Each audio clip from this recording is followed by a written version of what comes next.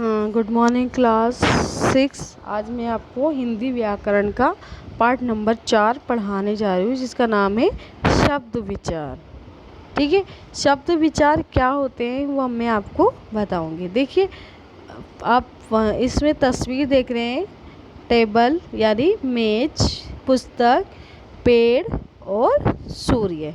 ठीक है, इसमें आपको पता लगेगा कि शब्द जो हम पढ़ रहे हैं उसमें क्या क्या वर्ण होते हैं जिससे एक शब्द मिलकर बनता है। जैसे म प्लस ए प्लस ज प्लस अ, तो ये क्या होगा?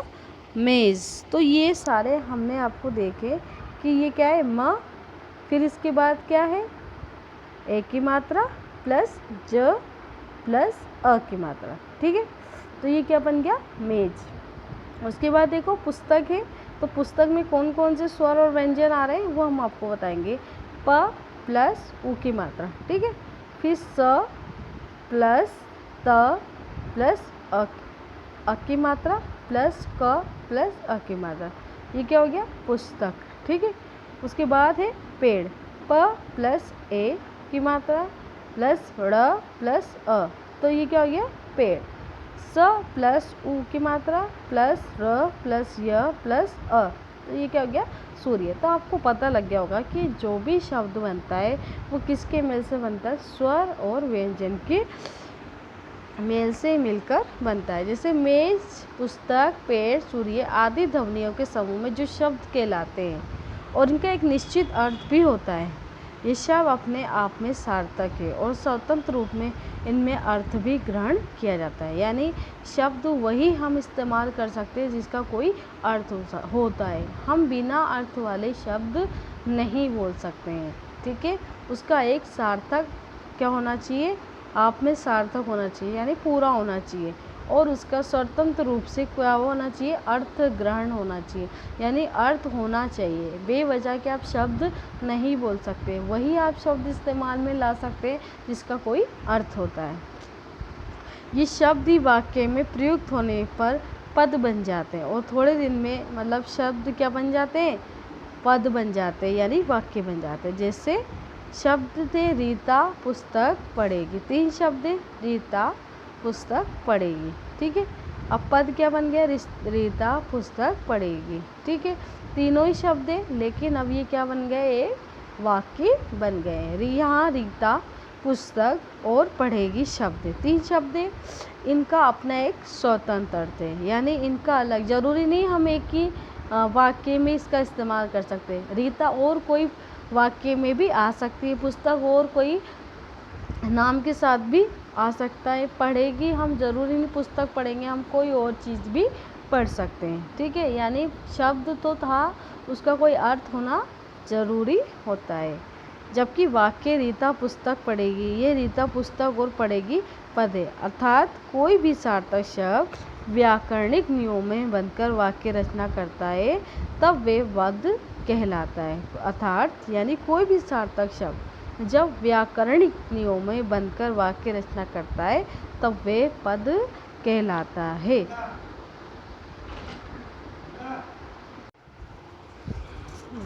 कोई भी सार्थक शब्द जब व्याकरणिक नियमों में बनकर वाक्य रचना करता है तब वे पद कहलाता है। यानी कोई भी सार्थक शब्द, यानी व्याकरण की दृष्टि से, यानी हम जो भी व्याकरण पढ़ रहे हैं, यानी हिंदी के अंदर हम बात कर रहे हैं, तो हिंदी की बात करेंगे तो हिंदी में जो भी नियम हैं उनमें बंधकर वाक्य रचना करता है। यानी जो हिंदी भाषा के अंदर सार्थक शब्द है उन्हीं से बनने वाले शब्द क्या कहलाते हैं? पद कहलाते हैं। ठीक है, कहा जाता है कि वाक्य शब्दों से नहीं पदों से बनते हैं।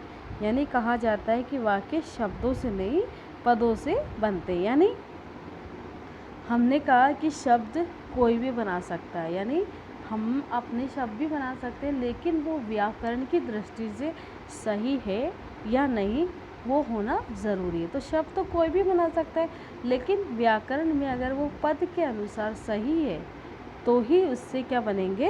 वाक्य बन सकते हैं। ठीक है, समझ गए आप? हमारी भाषा में अनेक शब्द हैं, प्रतिदिन उसमें नए शब्द जोड़े जाते हैं, यानी हम देखते हैं हमारी भाषा में बहुत सारे शब्द होते हैं, हम कुछ गलत भी शब्द बोलते हैं, कुछ अच्छे भी बोलते हैं, कुछ अपनी मर्जी से भी बना लेते हैं। इन शब्दों को विभिन्न आधारों पर वर्गीकृत किया जा सकता है। वर्गीकृत यानी इन्हें बांटा जाता है। शब्दों का वर्गीकरण देखिए, उत्पत्ति के आधार पर, रचना के आधार पर, अर्थ के आधार पर और प्रयोग के आधार पर। उत्पत्ति अर्थात कहाँ पैदा हुआ, कौन सा शब्द कहाँ से आया, इसी के आधार पर उन्हें बांटा गया। उत्पत्ति के आधार पर देखिए तत्सम, तद्भव, देशज, अज्ञात उत्पत्ति वाले, विदेशज और संकर शब्द। देखिए तत्सम जो होते हैं वो हिंदी भाषा में जो शब्द संस्कृत से जो के त्यों अर्थात बिना किसी परिवर्तन के किए जाते हैं। यानी हिंदी भाषा में जो संस्कृत की जो शब्द है वो संस्कृत से हिंदी में आए तो वैसे ही वैसे रहेंगे जैसे संस्कृत में रहे। ठीक है, जैसे द्वितीय, पुत्री, स्वप्न, ये कहाँ के शब्द है, संस्कृत के, लेकिन ये हिंदी में आए तो इसमें कोई परिवर्तन नहीं हुआ है, ये वैसे ही है जैसे संस्कृत में थे। ठीक है, तद्भव संस्कृत के हैं वे शब्द जिनकी हिंदी की प्रकृति के रूप में ढालकर ले लिया गया, उन्हें तद्भव कहा जाता है। यानी तत्सव में क्या हुआ कि जो संस्कृत के शब्द है उन्हें हिंदी में जो के त्यों लिया गया, उन्हें कोई परिवर्तन नहीं हुआ। लेकिन तद्भव में क्या होता है कि जो रहते तो संस्कृत के शब्द है लेकिन उसे हिंदी में आने के बाद क्या होता है, कुछ परिवर्तन में ढाल दिया जाता है, यानी उनमें कुछ परिवर्तन हो जाता है। जैसे दूध, घी, खीर, 10 आंसू, मोर, त्रसादी। अब देखिए तत्सम और तद्भव में अंधकार, अंधेरा। ठीक है, अम्बा, अम्मा, अग्नि, आग, अग्र, आगे, अष्ट, 8, उष्ट्र, ऊंट, कपाट, किवाड़, कर्म, काज, कार्य, काज, काष्ठ, काट। ठीक है, अब देखिए तीसरा देशज या अज्ञात उत्पत्ति वाले शब्द। कुछ शब्द हिंदी की प्रकृति के अनुरूप स्थानीय बोलियों या उपभाषाओं से ग्रहण किए जाते हैं। जैसे हमारी जो स्थानीय भाषा कौन सी हो गई, राजस्थानी। तो हमारी जो स्थानीय भाषा है राजस्थानी, उसमें से भी कोई शब्द किस में आ गए, हिंदी भाषा में आ गए। उनकी उत्पत्ति के बारे में जानकारी नहीं होती, वे कौन से शब्द कहलाते हैं, देशज शब्द। यानी हमारी स्थानीय भाषा के शब्द किस में आ गए, हिंदी में। अज्ञात उत्पत्ति वाले शब्द जिन्हें हम जानते, अज्ञात यानी हम उन्हें जानते नहीं लेकिन हमारी स्थानीय भाषा है इसलिए हमने उसे अपनी भाषा के अंदर ले लिया। जैसे पगड़ी, लोटा, खाट, झाड़ू, इडली आदि। विदेशज शब्द, इसे आगत शब्द भी कहते हैं। आगत का अर्थ है आए हुए। कहाँ से आए हुए, विदेशी भाषाओं से आए हुए। कहाँ से आए हैं, विदेशी भाषाओं से। यानी जो भी विदेशी भाषाएं उनसे हमने हिंदी में कोई शब्द लिए हैं। जैसे अरबी के शब्द है फ़ायदा, फोर्स, गैर, अक्ल, औरत, कसाई। ये कौन से शब्द है, अरबी। अब फारसी के देखिए अंगूर, खरगोश, मेहमान, कोशिश, अचार, अनार। ये फारसी के शब्द है। तुर्की के देखिए रुई, कुली, नाशपाती, बेगम, बाबा, दारोगा। पुर्तगाली अनानास, अलमारी, प्याला, तंबाकू, बाल्टी, पिस्तौल। अंग्रेजी master, school, code, station, fees, chalk. चीनी, चीनी, चाय, लीची, चीकू। फ्रेंच, कूपन, कारतूस, कर्फ्यू, बिगुल। ठीक है, अब देखिए संकर भाषा कौन सी होती है, वे शब्द जो भिन्न भिन्न भाषाओं के शब्दों से संयोग से निर्मित हुए, यानी अलग अलग भाषाओं से उनके संयोग यानी उनके मेल से निर्मित, इन्हें संकर शब्द कहलाते हैं। जैसे छायादार, बराबर छाया हिंदी का शब्द है और दार कहाँ का है, फारसी शब्द। यानी हिंदी और फारसी दोनों मिलाकर एक शब्द बन गया। अपील करता, अपील तो कौन सा है, अंग्रेजी भाषा है और करता संस्कृत भाषा है। ठीक है, रेलगाड़ी, रेल कहाँ का है, अंग्रेजी भाषा का है और गाड़ी हिंदी भाषा की। जेल खाना, जेल हिंदी का है और खाना फारसी का। लाठी, चार्ज, लाठी हिंदी और चार्ज अंग्रेजी। ठीक है, शब्द निर्माण कैसे हुआ, उसकी रचना के आधार पर शब्दों को इस प्रकार बांटा जाता। अब देखिए हमने देखा था पहले कौन सा है, उत्पत्ति के आधार पर। अब हम पढ़ रहे हैं रचना के आधार पर। रूढ़, यौगिक और योग रूढ़, यानी 3 तरह। रचना के आधार पर कितने? 3। रूढ़, यौगिक और योग रूढ़। रूढ़ जो शब्द एक निश्चित अर्थ में प्रयुक्त हो, वे अपने आप में पूर्ण हो, अर्थात इनके टुकड़े करने का कोई अर्थ नहीं निकलता, वे रूढ़ शब्द कहलाते हैं। ठीक है, यानी वो अपने आप में ही क्या हो, एक पूरी तरह से पूरे हो। उनमें अगर हमने एक भी वर्ण या उसका एक भी स्वर हटा दिया तो वो अपने आप में पूरे नहीं होंगे। वो जैसे हैं उन्हें वैसा ही रहना पड़ेगा। जैसे पुस्तक, कलम, दूध। पुस्तक प्लस पु प्लस स्तक, कोई शब्द नहीं दिख रहा है। कमल, क प्लस मल, ये भी कोई शब्द। दू प्लस द, यहाँ शब्दों के खंड करने पर कोई अर्थ ही नहीं निकला। ऐसे कहते सुनते ही हमारा ध्यान एक वस्तु की ओर जाता है जिसे हम पढ़ते हैं, अतः यह रूढ़ शब्द है। ठीक है, अब देखिए यौगिक। वे शब्द जो 2 या 2 से अधिक शब्दों के योग से मिले हों तथा दोनों शब्दों के टुकड़े करने का उनका अर्थ निकलता हो, वो यौगिक शब्द कहलाते। पहले में क्या था, अगर कोई अर्थ के अंदर अगर कोई शब्द में हमने टुकड़े कर दिए तो उसका कोई अर्थ नहीं निकलेगा। लेकिन अब हम यौगिक में देख रहे हैं कि अगर हमने कोई शब्द के 2 टुकड़े कर दिए तो उनका कोई अर्थ निकलेगा। जैसे विद्या प्लस आले। तो विद्या मैंने आपको पहले बताया था कि विद्या क्या है? विद्या हम जो पढ़ते हैं, हमारी पढ़ाई होती है वो विद्या। आले यानी भवन, तो विद्या का पढ़ने वाला भवन। तो दोनों शब्द अलग अलग है, लेकिन मिलेंगे, इनको जोड़ेंगे तो भी वो एक शब्द बनेगा। लेकिन हम अलग अलग करेंगे तो भी उसका एक अर्थ निकलेगा। ऐसे रेल प्लस गाड़ी, रेलगाड़ी। रसोई प्लस घर, रसोई घर। देव प्लस दूध, देवदूत। ठीक है, अब योग रूढ़। कुछ शब्द 2 या 2 से अधिक योग से बनते हैं परंतु किसी अन्य अर्थ से प्रयोग होते हैं। वे अपना मूल अर्थ छोड़कर किसी अन्य अर्थ में रूढ़ हो जाते हैं। उदाहरण, जलज अर्थात जल में उत्पन्न होने वाला। ठीक है, जल में तो अनेक वस्तुएं उत्पन्न होती है परंतु जलज का प्रयोग जल के फूल के लिए क्यों होता है, ना कि जल में उत्पन्न होने वाले जीव जंतु, मछली, शंख, मोती आदि के लिए। अर्थों के आधार पर शब्दों को 4 भागों अर्थात जलज अर्थात जल में उत्पन्न होने वाला। ठीक है, जलज का प्रयोग कमल के फूल के लिए ही होता है, न कि जल में उत्पन्न होने वाली जीव।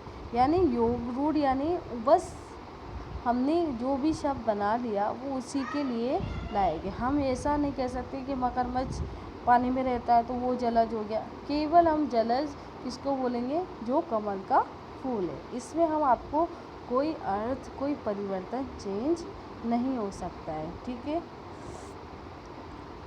अर्थों के आधार पर देखिए 4 भागों में वर्गीकृत किया गया है। ठीक है, अकार्थी, अनेकार्थी, पर्यायवाची, वितरितार्थी। जैसे पहला देखिए एकार्थी, ऐसे शब्द जिनका एक निश्चित अर्थ होता है। ठीक है, एकार्थी शब्द ऐसे शब्द जिनका एक निश्चित अर्थ होता है। महल, मेज, फूल, चश्मा, इनका एक निश्चित अर्थ होता है। अनेकार्थी कुछ ऐसे शब्द ऐसे होते हैं जिनमें से एक से अधिक अर्थ होते हैं। जैसे प्रशंसानुकूल, उनका अर्थ ग्रहण कर लिया जाता है। जैसे कल, मशीन, कल कौन है, आने वाला या बीता हुआ कल। चैन, सोना, गेहूँ, धतूरा। अनेकार्थी शब्द यानी कल है तो कल यानी कल कारखाने वाली मशीन भी उसका अर्थ हो सकता है। आने वाला या बीता हुआ कल भी हो सकता है, या चैन। ठीक है, इसके 3 अर्थ हो गए। कनक, अगर हम कनक के लिए कहें तो कनक मतलब सोना भी होता है, गेहूँ भी होता है और धतूरा भी होता है। तो अनेकार्थी यानी एक शब्द के अनेक अर्थ निकल रहे हैं। अब देखिए पर्यायवाची शब्द देखिए, जो शब्द लगभग समान अर्थ रखते हो वो पर्यायवाची शब्द कहलाते। कोई भी शब्द बिल्कुल समान अर्थ नहीं रखता, उसमें सूक्ष्म अंतर अवश्य होता है। जैसे फूल का क्या है, पुष्प, सुमन और कुसुम।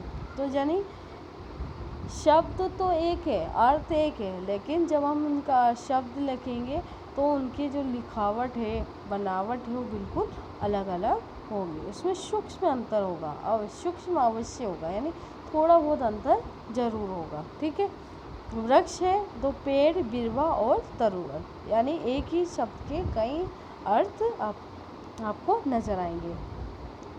अब ये विपरीतार्थी जो शब्द का उल्टा अर्थ रखते हैं उन्हें विपरीतार्थी या विलोम शब्द कहलाते हैं। अब शब्द के दो विपरीतार्थी यानी विपरीतार्थी, विपरीतार्थी यानी उसका उल्टा शब्द भी हम बोल सकते हैं। जैसे सत्य है उसका क्या होगा, असत्य, सफ़ेद काला, सुंदर असुंदर, पाप और पुण्य, ये विलोम शब्द है।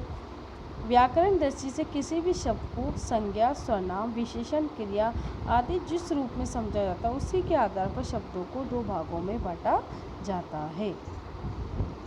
अब देखिए प्रयोग के आधार पर विकारी शब्द और अविकारी शब्द। जिन शब्दों में, अब देखिए विकारी शब्द जिन शब्दों के लिंग, वचन, कारक, काल आदि के कारण विकार आ जाता है, विकार यानी परिवर्तन आ जाता है, वे विकारी शब्द कहलाते हैं। जैसे संज्ञा, सर्वनाम, विशेषण तथा क्रिया विशेषण, क्रिया विकारी शब्द, क्योंकि उनमें कार्य वाक्य की प्रस्तुति के अनुसार परिवर्तन आ जाता है। जैसे क्रिया है तो संज्ञा, सर्वनाम, विशेषण, क्रिया, तो अगर इनमें कोई भी बात होगी तो इनमें क्या होगा, कोई ना कोई परिवर्तन जरूर होगा। जैसे लड़का है तो लड़के हो जाएगा, लड़कों हो जाएगा, वह हो जाएगा, वे हो जाएगा, या उन्हें, तो उनकी जगह क्या हो रहा है, परिवर्तन हो रहा है। ठीक है। उसके बाद है सुंदर, सुंदरता हो जाएगा। खा है तो खाना, खाता, खाती, खाकर। ठीक है। इनमें क्या क्या हो गया, शब्दों में परिवर्तन, विकार आ गया यानी परिवर्तन हो गया। ठीक है। अब है अविकारी, जो शब्द किसी स्थिति में अपना रूप नहीं बदलेगा। ये शब्द ऐसे शब्द है जिसमें कोई भी स्थिति आ जाए ये अपना परिवर्तन नहीं करेंगे, इनके शब्द जैसे हैं वैसे ही रहेंगे, अविकारी शब्द कहलाते हैं। इन्हें क्या कहते हैं, अविकारी शब्द। विकारी शब्द में परिवर्तन हो जाता है और अविकारी शब्द में परिवर्तन नहीं होता है, वे जैसे हैं वो वैसे ही रहेंगे। जैसे क्रिया विशेषण, समुच्चय बोधक, संबंध बोधक, विषयादि बोधक और निपात अविकारी शब्द है। जैसे वहाँ, धीरे धीरे, न, ही, तू, यदि, और इनके विषय में अगले अध्ययन में किया जाएगा। ठीक है। हमने सीखा ध्वनियों के सार्थक समूह जो स्वतंत्र भी हो वो क्या कहलाते हैं, शब्द कहलाते हैं।